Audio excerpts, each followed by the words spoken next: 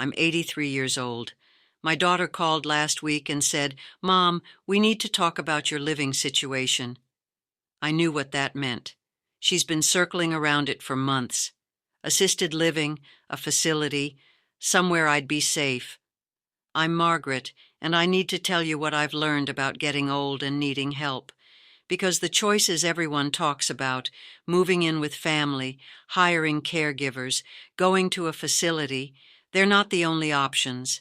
And sometimes they're not even the good options. If you're younger than me, you might be thinking about this for your parents. If you're my age, you're probably thinking about it for yourself. Either way, I've tried most of it, and I want to tell you what actually worked and what didn't. After Richard died, I lived alone for the first time in my life. 46 years of marriage, then suddenly just me. At first, it was manageable. I could cook, clean, handle my own affairs. The house was quiet, but I told myself that was fine, that I preferred it. Then things started changing. Small things at first. I'd get winded walking up from the basement. My hands would shake opening jars. I'd forget why I walked into a room. One morning, I slipped getting out of the shower, caught myself on the towel bar, didn't fall, but it scared me. That night I lay in bed thinking, what if next time I don't catch myself? What if I fall and no one finds me for days? So I called my daughter, asked if maybe I could come stay with her for a while, just until I felt steadier. She said yes immediately, said I should have asked sooner. Her husband was kind about it. My grandchildren seemed pleased. The first week was nice. Family dinners, conversation, feeling like I mattered to someone again. But then the reality set in. My daughter and her husband both work. The grandchildren have school activities, friends. By the second week, I was alone in their house most days, just like I'd been alone in mine.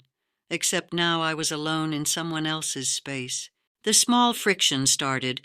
"Mom, could you not use so much salt, your blood pressure? Mom, can you turn down the TV? The kids are doing homework. Mom, we're going out Saturday. You'll be okay here, right?" They weren't being cruel. They were just living their lives, and I was in the way of it. One evening, I overheard my daughter on the phone with her sister. "I know it's the right thing to do, but honestly, it's exhausting. I can't even go to the store without worrying about her." I wasn't supposed to hear that, but I did, and I realized living with family doesn't make you less lonely. Sometimes it makes the loneliness worse because you're surrounded by people and you still feel invisible. After 3 months, I told her I was going home. She worried I wouldn't be safe, but I insisted. I needed my own space, needed to stop feeling like a burden. Back home, I felt relief. But I also felt the weight of everything I couldn't do anymore. The stairs were getting harder. Cooking exhausted me. I'd drop things, forget things. One afternoon, trying to change a light bulb, my hands started shaking so badly I had to give up. Just stood there in my kitchen with this burnt-out bulb, thinking, this is how it happens. This is how you stop being able to take care of yourself. So I looked into getting help. A woman who could come a few times a week, clean, cook, run errands. The first one was named Patricia.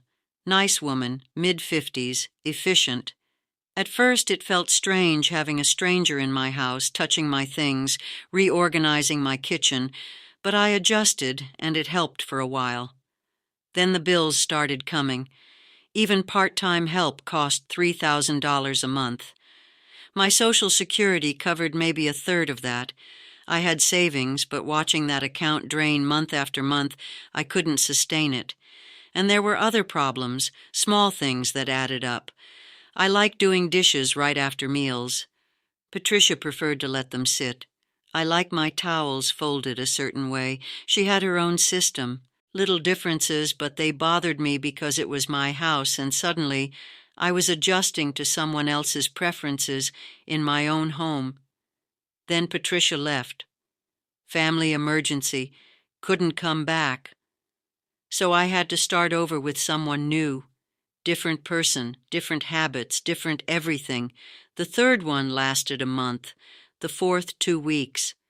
Every time someone new walked through my door, I had to explain everything again: where things went, what I needed, how I liked things done. I was exhausted and still spending money I couldn't afford to spend. So, I canceled the service. Now, I was out of options, or so I thought. My daughter found a place, assisted living facility about 20 minutes away, $3,000 a month, clean, good reputation, medical staff on site. She suggested I try it for a month. Just to see Mom, I agreed, mostly because I was tired of trying to figure it out alone. The day I moved in felt strange, like checking into a hotel, except I wasn't leaving. My room was small, clean but impersonal. Nothing like home. The first few days weren't terrible. I met other residents. We played cards, had meals together. The food was decent. But by the end of the first week, I started feeling trapped. Wake up at 6:30, breakfast at 7:30, lunch at noon, dinner at 5. I've never eaten dinner at 5 o'clock in my life, but that's when they served it. I like reading late at night. Always have. But at 9 o'clock, the hallway lights would dim. If they saw a light under my door, someone would knock. "Mrs. Turner, it's time to sleep now. Time to sleep. I'm 83 years old. I've been making my own decisions for 8 decades, and now a stranger is telling me when to go to bed." One evening, I wanted to walk outside. It was a beautiful night. Cool air, clear sky. I headed toward the door. A staff member stopped me. Outdoor time ended at 7. "Mrs. Turner, safety policy. Safety policy." Those 2 words became my prison. The worst part, I wasn't even that sick. I could walk, think clearly, take care of myself. But here I was living like I'd lost all independence. After 3 weeks, I called my daughter, told her I was leaving. "Mom, you said you'd give it a month. This isn't living. I'd rather struggle at home than be comfortable in a cage." The day I left, the sun felt brighter, the air felt fresher, I was free again. But back home, I still had the same problems. I still couldn't manage everything alone, still got tired, still dropped things, still felt scared sometimes. I'd tried everything: family, caregivers, a facility. None of it worked. For a few days I just sat, watched the neighborhood from my window, tried to figure out what to do next.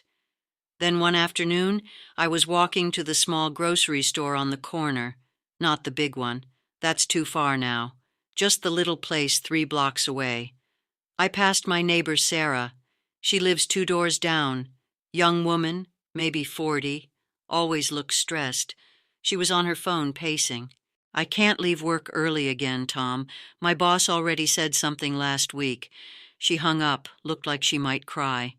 I knew her situation. Single mother, works full-time. Her daughters may be 7 or 8.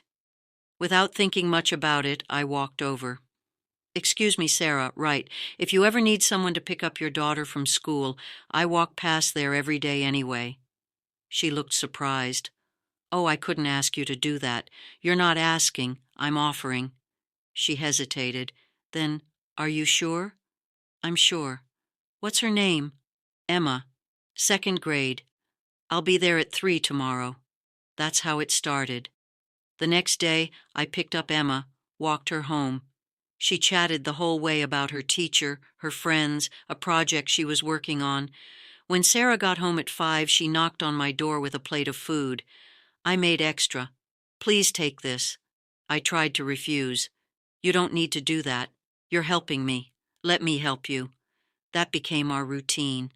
I picked up Emma every day. Sarah left food for me a few times a week, but it became more than that.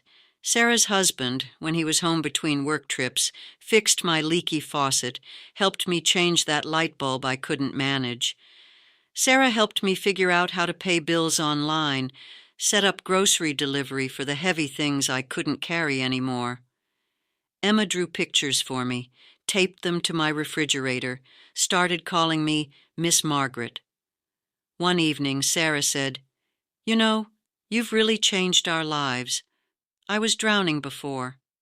I smiled. "You've changed mine, too. I'd forgotten what it felt like to be useful. And that was it. That was the thing I'd been missing. I didn't need someone to take care of me. I needed to still matter, to still have something to give. Now, I'm not saying this is the solution for everyone. Your situation might be different. Maybe you're sicker than I am. Maybe living with family actually works for you. But here's what I learned. You don't have to choose between total independence and total dependence. There's space in between. You can accept help without giving up control. You can contribute without exhausting yourself. Community matters more than money. I spent thousands on caregivers and still felt alone. Now I spend almost nothing and feel more connected than I have in years. Because money buys services, but it doesn't buy relationships. Sarah doesn't help me because I'm paying her. She helps because I help her. That's different. I still have something valuable to offer. I have time. I have experience. I can walk a child home from school. I can listen when someone needs to talk. Age doesn't make you worthless. It just changes what you have to offer. I'm 83. I live alone, but I'm not lonely. And I'm not waiting for the day I can't manage. I'm living now, today, on my terms. Maybe one day I'll need more help. Maybe I'll end up in a facility after all. But for now, I'm here still useful, still connected, still myself. I'm grateful for this arrangement, for Sarah and Emma, for neighbors who check in, for still having something to give. I'm grateful I didn't give up after trying the traditional options, that I kept looking for something that actually fit my life. Thank you for sitting with me, for listening to an old woman figure out how to age without disappearing. If you want to sit with me again, I'll be here still working it out, still finding my way. Take care of yourself however that looks for you.